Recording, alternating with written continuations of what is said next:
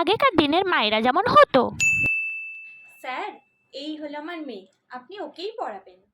পড়া না পারলে আমি পানিশ করি। একদম পড়া না পারলে আপনি মেয়ের একবারে তক্তা করে দেবেন, এখানে ছুঁড়ে ফেলে দেবেন, ওখানে ছুঁড়ে ফেলে দেবেন, আমি দেখতেও আসবো না, শুধু হাড়গুলো বাঁচিয়ে রাখবেন। আমি ছুটির সময় এসে ওকে ধুলো ঝেড়ে বাড়িতে নিয়ে চলে যাবো।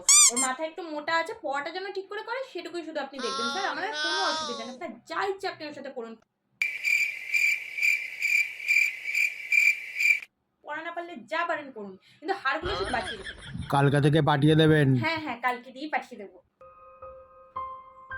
আসছি স্যার। চ।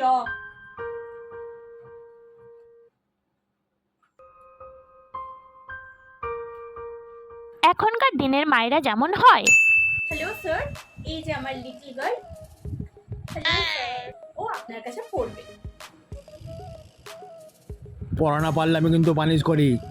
মম, স্যার মারবে বলছে। তোমাকে কেউ মারবে না, তুমি গেমস খেলো।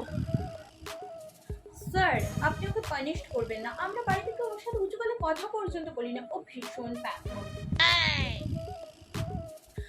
ও যদি পড়া না পারে ওকে বুঝিয়ে বলবেন, ও ঠিক বুঝে যাবে।